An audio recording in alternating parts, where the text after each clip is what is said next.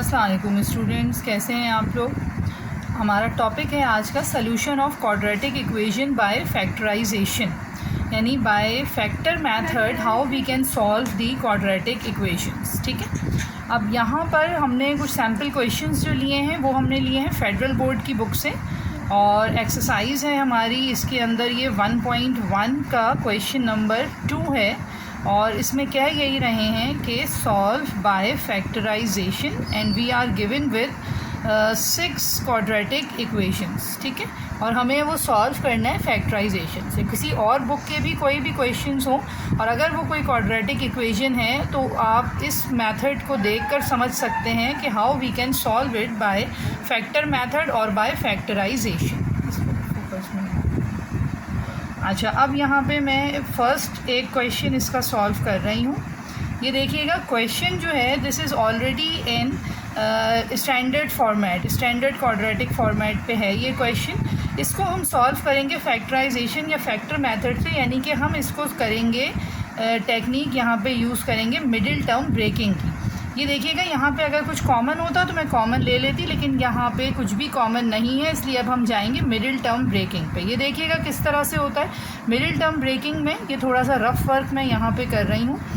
First और last term जो है इसके जो कोफिशिएंट है, फर्स्ट टर्म का कोफिशिएंट और लास्ट टर्म, इन दोनों को यहाँ पर हमने लिखेंगे।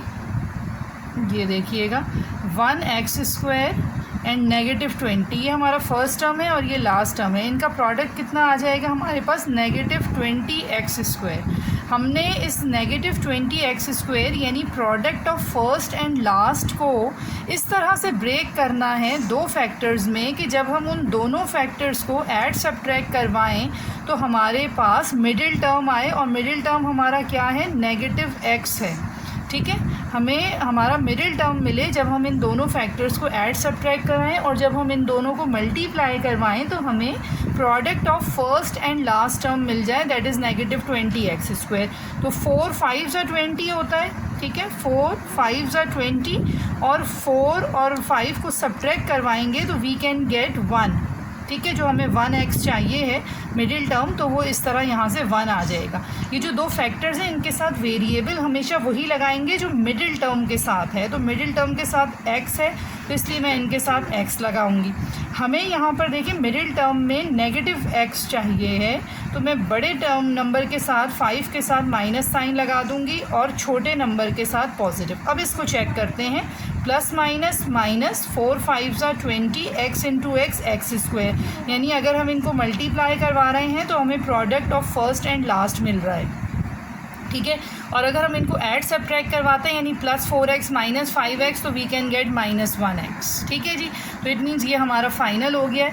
अब हम यहाँ पर मिडिल टर्म को रीप्लेस करवाएंगे बाय दीज 2 फैक्टर्स। कौन से हैं हमारे दोनों factors, +4x and -5x and -20 अपनी जगह। यू कैन सी कि मैंने first term x² as it is लिखा है, -20 एज इट इज़ लिखा है, और जो मिडिल टर्म था उसको रिप्लेस कर दिया है 4x - 5x के साथ। ठीक है, अच्छा, अब हमने ये जो फर्स्ट 2 टर्म्स हैं और ये लास्ट 2 टर्म्स हैं, टोटल 4 टर्म्स हैं। पहले 2 में से कॉमन लेंगे, इनमें कॉमन क्या है जी, x इज़ कॉमन, तो x + 4 अंदर बचेगा ब्रैकेट में।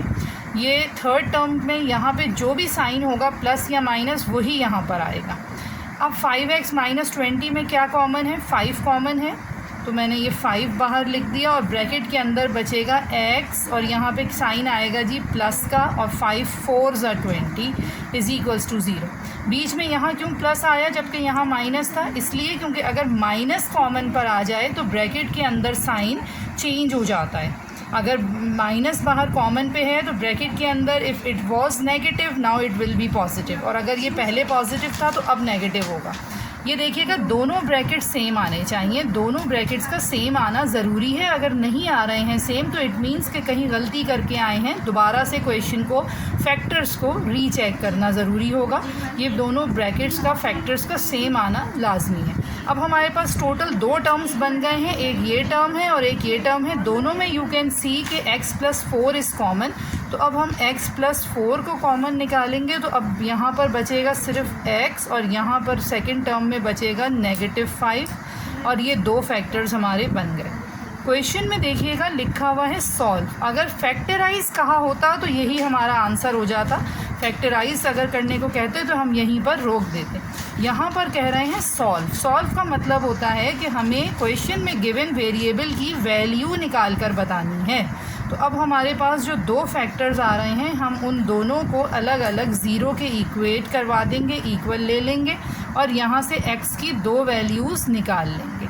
अच्छा जी, x की दो ही वैल्यूज़ आएंगी क्योंकि ये एक क्वाड्रेटिक इक्वेशन है और क्वाड्रेटिक इक्वेशन में वेरिएबल की हाईएस्ट पावर 2 होती है और ये हमेशा दो ही आंसर्स देगा। ये जहन में रखिएगा। या quadratic equation will always produce 2 roots या 2 आंसर्स। जो आंसर्स हैं उसी को हम रूट्स भी कहते हैं। सोल्यूशन सेट कर लिखकर फिर इसका आंसर हमेशा लिखा जाता है।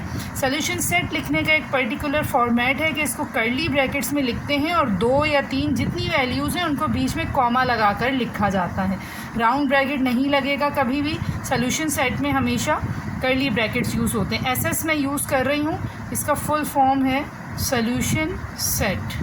ठीक है, तो ये सोल्यूशन सेट आ गया, ये हमारा आंसर है। अगर आप सोल्यूशन सेट नहीं लिखते हैं, यहाँ तक सिर्फ निकालेंगे तो सोल्यूशन सेट ना लिखने के मार्क्स कटते हैं।